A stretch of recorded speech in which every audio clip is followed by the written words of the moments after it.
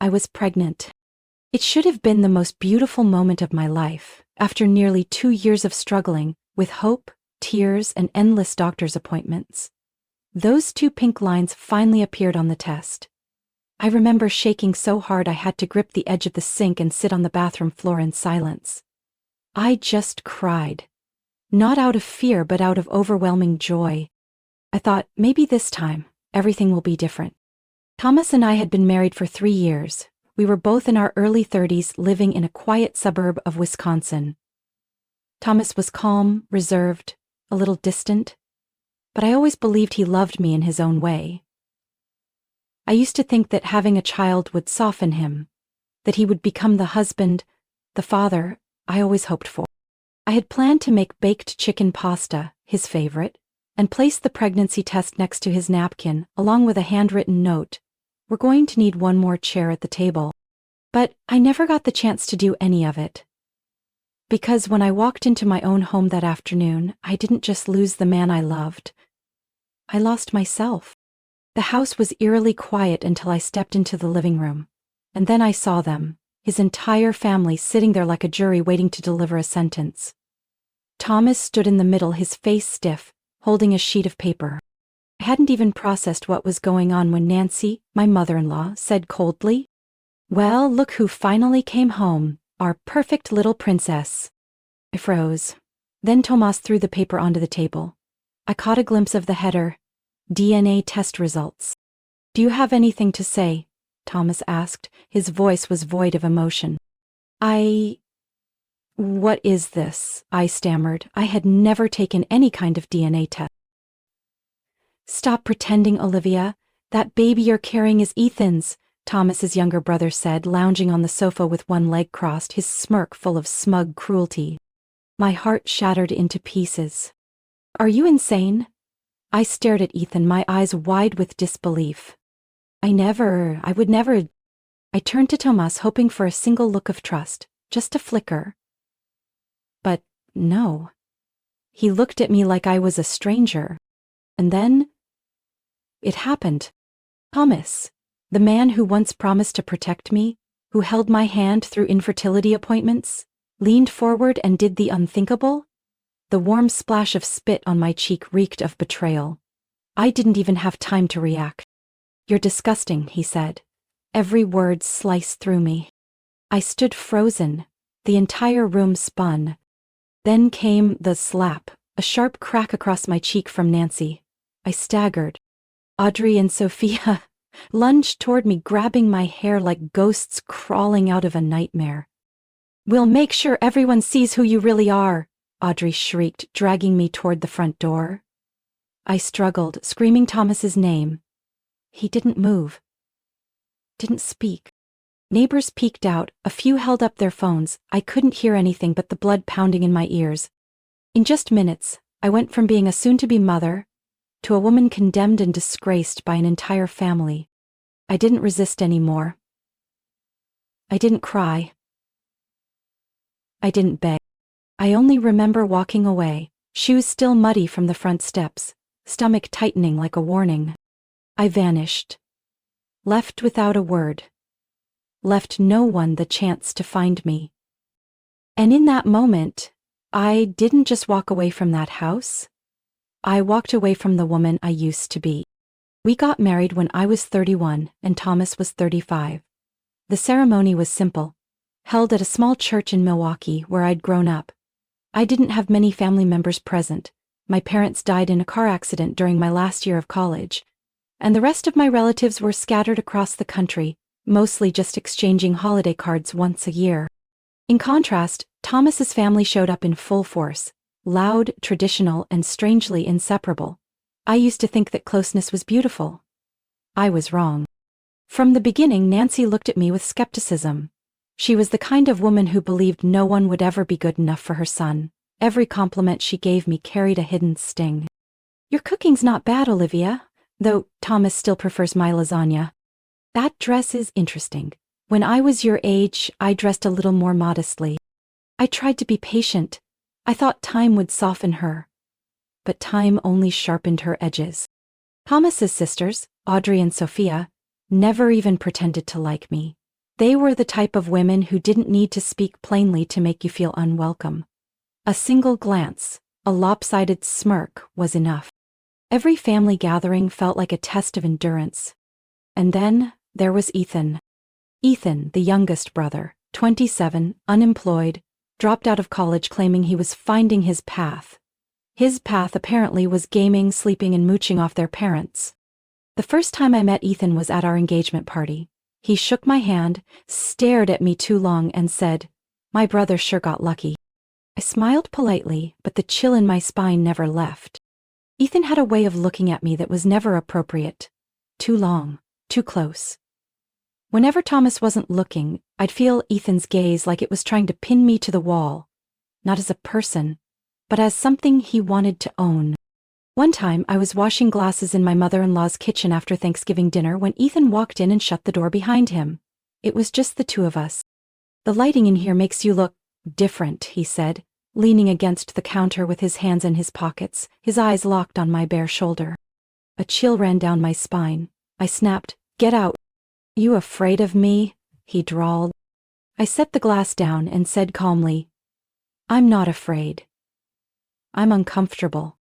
He shrugged and walked out, but not before saying, "I'm just joking, but not everyone in this family thinks you deserve my brother." I told Thomas. He went quiet, then said, "Ethan was just messing around. He's a little inappropriate, but he doesn't mean anything by it." I stared at him, stunned and disappointed. "So, if I say I feel threatened, you think I'm imagining it?" Thomas sighed and wrapped his arm around my shoulders. "It's just, they're my family, Olivia. Nobody's perfect, but they're my blood." That answer was the beginning of everything that followed. I started to feel like a stranger in my own marriage. Thomas grew more distant. He stopped asking about my job, never wanted to plan trips, and completely lost interest in our fertility treatments. I went to the appointments alone, did the tests alone, took the medication alone. Thomas always had excuses, meetings, deadlines, or sudden calls from his mother. Anytime I brought up having children, he just mumbled and changed the subject. That's when I realized I hadn't married a man. I'd married an entire family. And in that family, I had never truly been accepted. I was just the outsider. And when Ethan decided to drag me into the depths with a vicious lie, not a single one of them stood by me. No one asked questions. No one needed proof.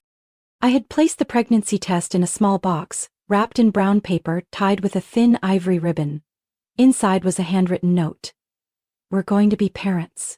I had imagined Thomas opening it at the end of dinner, smiling, pulling me into his arms. I even stopped by the bakery to pick up his favorite apple pie, then hurried home before sunset. But the moment I stepped into the driveway, I saw my mother-in-law's car, both of Thomas's sisters, and Ethan. Their cars filled the front curb. My heart pounded, not from nerves, but from a dread I'd never felt so clearly. The door wasn't locked.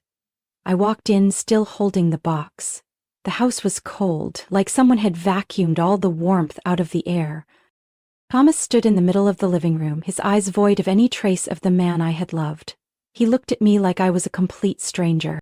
"Sit down," Nancy said, her voice as cold as a courtroom verdict. I didn't sit down. I held the box tighter. "What's going on?"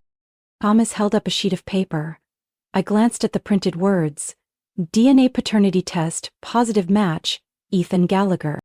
I went numb. What is this?" I asked, my voice hoarse.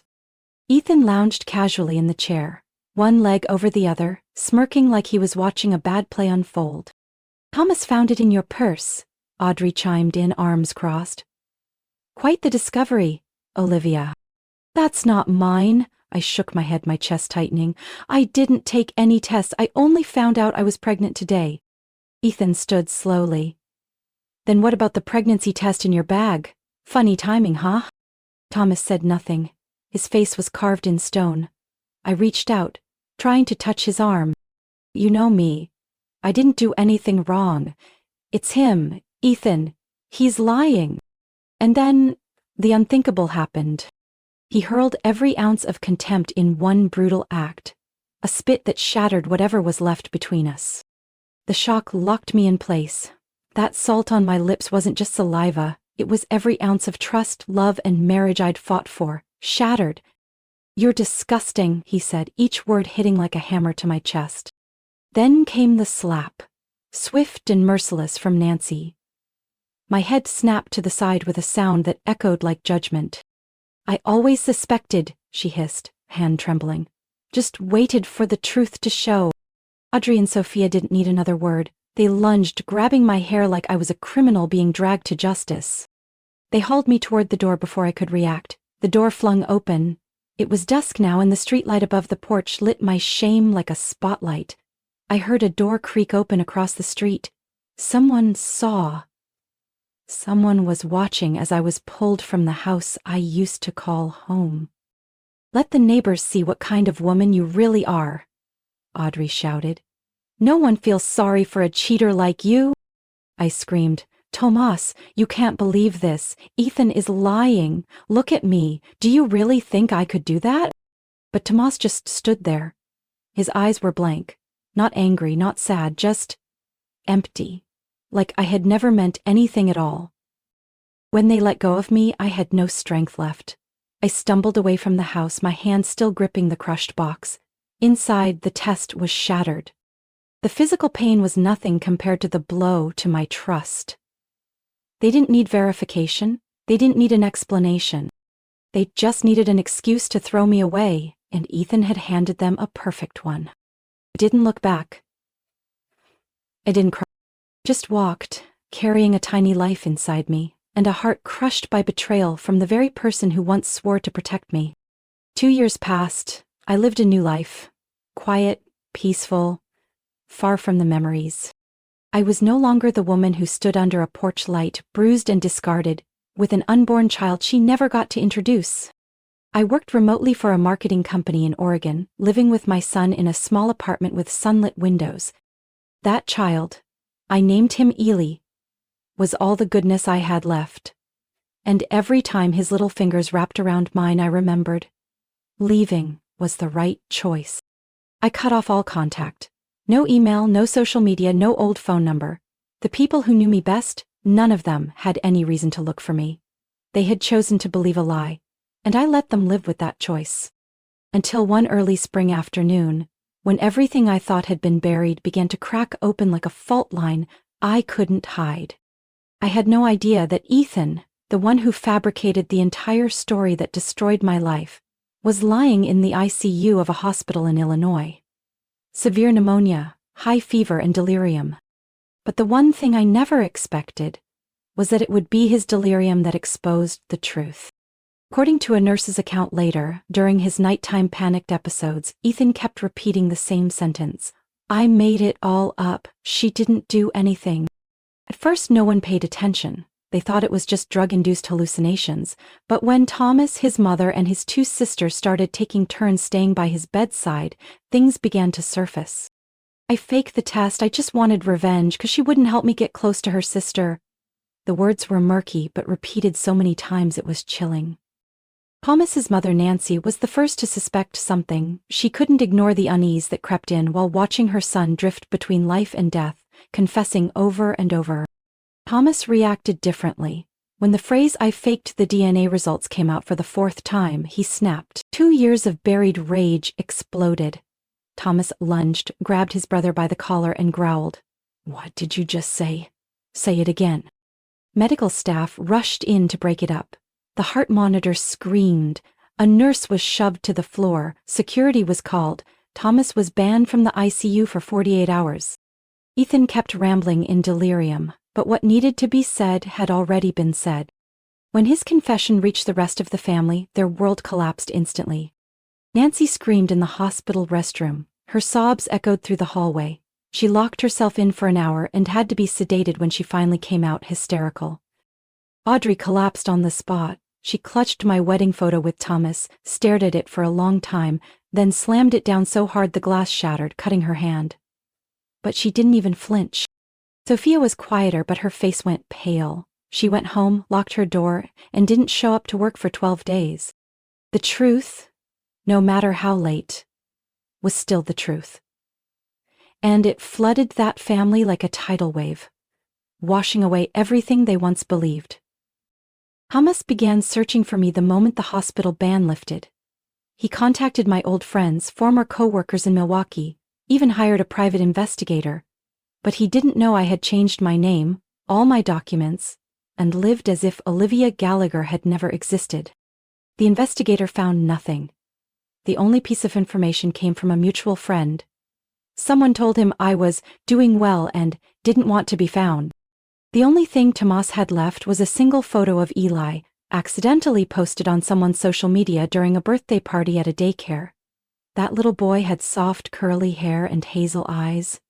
Just like him. He didn't need confirmation. Thomas knew. That was his son. But to me, Eli wasn't a tie to the past. He was living proof of everything I had survived. And I had no intention of letting the past intrude into our lives again. Thomas searched in vain.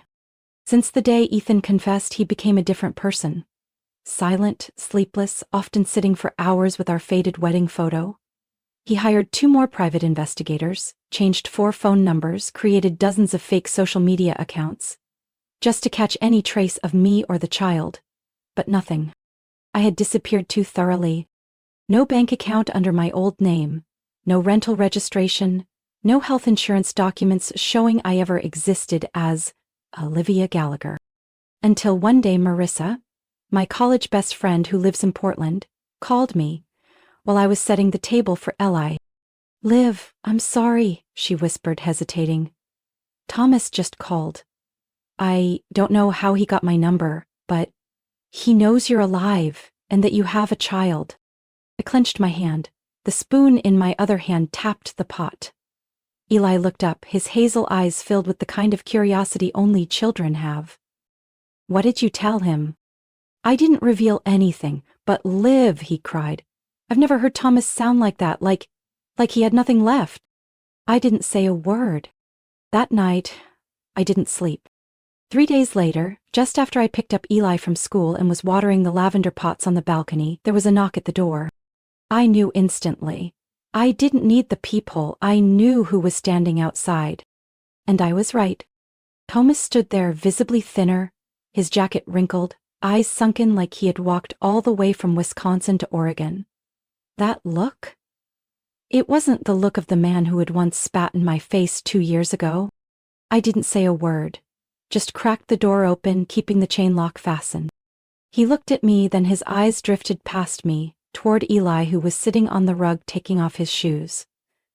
He looked, and in that moment I saw it, Thomas's entire world crumbling. "That's him, isn't it?" he whispered, voice hoarse. "That's our son." I didn't respond. I quietly closed the door. The sound echoed down the empty hallway like a cold verdict. He came back the next day, and the day after that. On the 4th visit, I found a letter placed neatly at my doorstep. The handwriting, slightly slanted, was unmistakable. It was the same one that used to leave love notes in my lunchbox. I didn't open it. I left it by the cactus pot on the shelf and let it dry out under the sun. Then came flowers, toys, printed photos from our wedding. Everything I had forgotten or tried to forget. Eli asked, "Why does that man keep standing outside our door, Mom?" I replied, "He's confused, sweetie, he's at the wrong house." But children always see deeper than what we say. He didn't ask again. He just quietly started drawing pictures of a brown-haired man in a blue shirt, standing next to the 2 of us. One night, while I was clearing the dinner table, I heard sniffles from the hallway. Not knocking this time. Someone was sitting against the wall, crying. I stood behind the door, back pressed to the wood, silent as stone. "I believed you, but it's too late," he whispered, his voice breaking. "I didn't protect you. I let them drag you out of the home I should have fought to keep for you." I didn't open the door, but I cried. After several days of reflection, I left a small folded note in the mailbox out front, sealed tight. Thomas would find it. Inside, I wrote, "You will be allowed to see Eli. Once a year, on his birthday. 2 hours. Supervised. No talk of the past, no apologies. Break this, and the opportunity is gone forever." 3 days later, a new note appeared in the mailbox. "I agree, thank you, for everything." I thought that would be the end of it after Thomas received my letter. 2 weeks later, on a crisp autumn afternoon, the doorbell rang while I was folding laundry. Through the peephole, I saw Nancy, my former mother-in-law, standing with a large white bundle in her arms. Beside her were Audrey and Sophia, each carrying something. They stood close together, their faces no longer smug, but weary and solemn, like people who had just left a funeral. I remained behind the door unmoved. They didn't knock again, they just stood there in silence, and then I heard Nancy's voice, soft, fragile, like someone who had lost the most important thing in her life. "Olivia, if you're in there, please just hear me out. We were wrong, so wrong we can't fix it." I didn't move. Audrey spoke next. "We brought letters. Toys for Eli. We don't expect forgiveness. We just want you to know we finally understand what we destroyed." Blair. I felt the cold seep into my body. These were the same people who once dragged me into the street and slapped me across the face. Now they were standing under the roof I rebuilt with 2 years of effort, apologizing. But I stayed behind the curtain, unmoved. I simply slipped a piece of paper through the gap and nudged it outward. They picked it up and read the words I'd written. "You humiliated me in public, now learn to regret it in silence."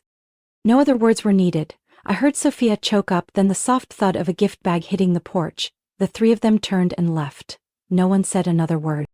They returned 3 more times over the next 3 weeks, each time with letters, gifts, flowers, teddy bears, and apologies, handwritten, printed, or recorded. I never opened the door. I gave everything to Marissa to handle. One day she brought back a long letter from Nancy, written in trembling handwriting on old letterhead from a mental wellness center in Iowa. "I've spent 6 weeks in therapy just to learn how to admit I was wrong," Nancy wrote. "Not because I want forgiveness, but because I can't live with myself unless I face what I did." I read it, folded it up, and gave no reply. A week later I met with a lawyer. Martha Lowell, 56, was a seasoned attorney specializing in custody rights for mothers affected by emotional abuse. She listened silently as I told her everything. When I got to the part where Thomas spat in my face in front of his entire family, she simply nodded and scribbled a note. "We have enough to build a legal firewall," she said. I asked, "Can I make it so he has no legal claim over Eli? Is that possible?" Ms. Lowell studied me for a moment, then nodded. "Highly likely. His name was never on the birth certificate. The child was born in a context of maternal psychological abuse and severe invasion of privacy by the father's family. We'll build a full case file." I nodded. My heart didn't tremble anymore. I wasn't doing this out of vengeance. I was doing it for Eli, to ensure he never had to live in fear of someone showing up to rip him away from the life I'd built for us. 7 weeks later, the court approved the petition to restrict legal contact rights. A copy was sent to Thomas's address via his attorney. From that day on, any request to see Eli had to go through an independent monitoring service and only took place at a designated location. Thomas didn't object. He just sent one email, the first and last, with the subject line, "I understand." And for the first time in 2.5 years, I slept through the night without dreaming of someone standing outside my door. Thomas showed up on Eli's birthday every year, at exactly 2 o'clock, never early or late, always carrying a carefully wrapped gift and the same sad eyes. Eli called him Mr. Thomas, not Dad, not Father, just the man who came once a year, played with the wooden train, listened to stories about dinosaurs and locomotives, then quietly left when the clock hit 2 hours. Thomas never protested. He never brought up the past, never begged for more. Just once, when Eli turned 4, he quietly asked, "Does he ever ask about me?" I answered truthfully, "No, he has a full life." Thomas nodded, smiled with something between pain and acceptance. Marissa, my closest friend, and I started a small support group called Quiet Roots. We began with private gatherings in her living room where women who had been falsely accused, manipulated, or had their reputations ruined could come and simply be heard. No judgment, no proof required, just listening and empathy. We shared knowledge on building legal barriers, protecting personal information, and moving forward after being publicly defamed. The group grew steadily. We moved to meeting rooms at the local library and eventually to a community center on the east side of town. A wife falsely accused of cheating so her husband could walk away clean. A teacher slandered by parents to get her removed from a class. A woman whose mother-in-law ruined her name in the eyes of the entire family. They found us, and found quiet space to heal. Thomas's family started to change, or at least tried. Audrey quit her PR job and joined a nonprofit supporting victims of emotional abuse. Sophia enrolled in school again to study social work. Nancy moved near a small monastery. No more social media, no more letters. Just a bouquet of lavender left on Eli's first day of school each year. They didn't keep in touch with them. Not out of bitterness, but because I didn't need their presence to feel peace. I forgave myself first. The rest didn't matter anymore. Ethan, the one who created the storm, now lived quietly in a small southern Colorado town. I learned that through a lawyer friend of Marissa's who once handled land records in that area.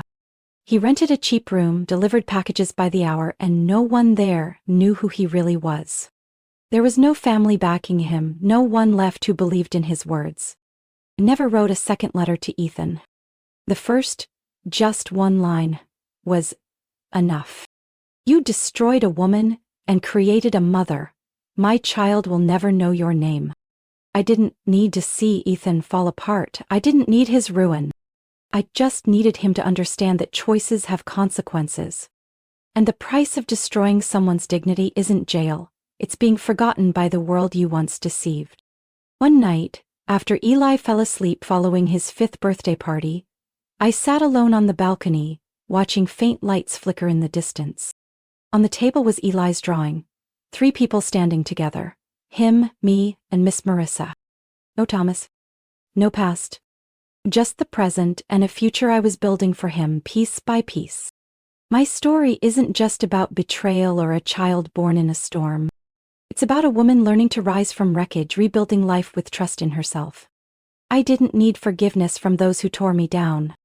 I needed freedom, peace, and a future where my child grows up free from the pain I once endured. Sometimes, silence is the loudest answer. And living joyfully. Whew, that's the most beautiful response. What do you think about Olivia's journey? Would you forgive if you were in her shoes? Share your thoughts in the comments below.